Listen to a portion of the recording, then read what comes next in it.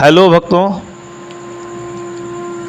मेरा सभी व्रती लोगों को, जिन लोगों ने व्रत धारण कर रखा है, मेरी ओर से जय माता की, बाबा बम भोलेनाथ की और राधे राधे।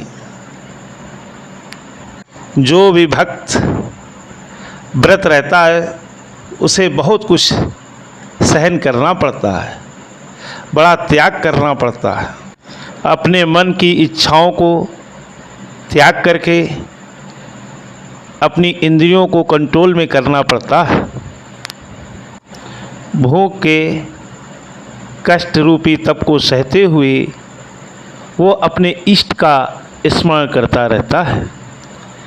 ऐसे में अगर किसी कारणवश उसका व्रत नष्ट हो जाए या भंग हो जाए तो उसे अपार कष्ट महसूस होता है। उसे वेदना इस बात की होती है कि उसकी जरा सी गलती से उसका सारा किया गया कर्मफल बेकार हो गया। मित्रों, जबकि कई बार ऐसा नहीं भी होता है, लेकिन ना जानने की स्थिति के कारण वो अपने व्रत को अपूर्ण समझता है। इसलिए हम चाहते हैं कि हर व्रती को ये मालूम हो कि व्रत कब नष्ट होता है और कब नष्ट नहीं होता है।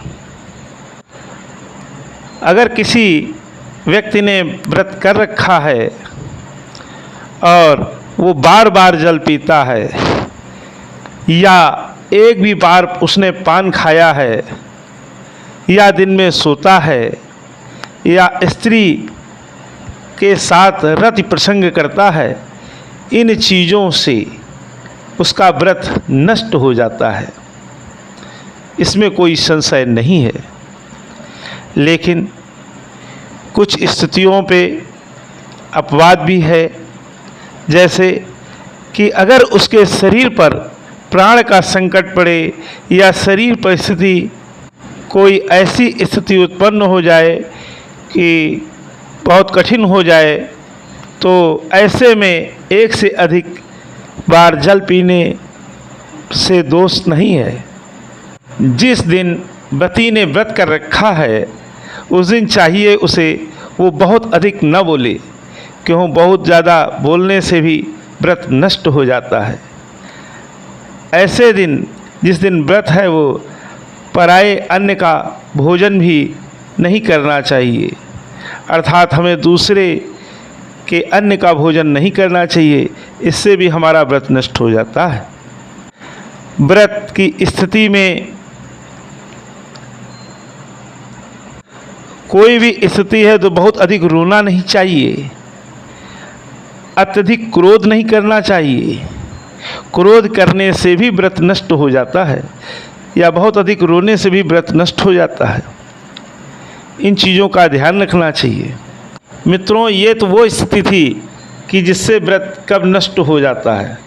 अब हम वो स्थितियां बताएंगे जिनको लोग जिनसे व्रत नष्ट नहीं होता है।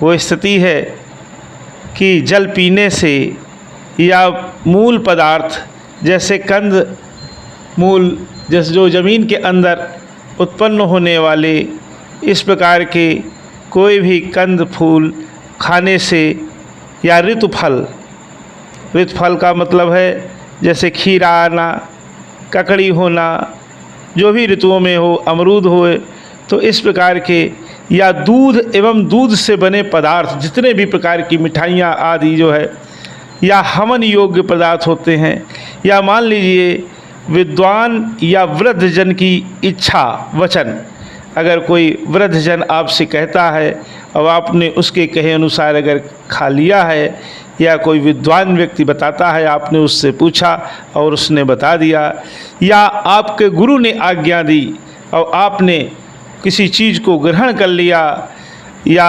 औषधि दवाई है, और बहुत से लोगों के मन में होता है कि हम दवाई लें या न लें, ऐसा न हो, लोग बीमार होते हैं, व्रत रहते हैं और सोचते हैं कि अगर हम दवाई ले लेंगे तो हमारा व्रत टूट जाएगा या भंग हो जाएगा, जबकि ऐसा नहीं है।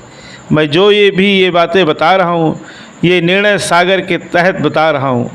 तो औषधि लेने से, दवाई लेने से कभी भी धारण किया हुआ व्रत नष्ट नहीं होता, ये शास्त्रों में लिखा हुआ है, इसकी प्रमाणिकता है।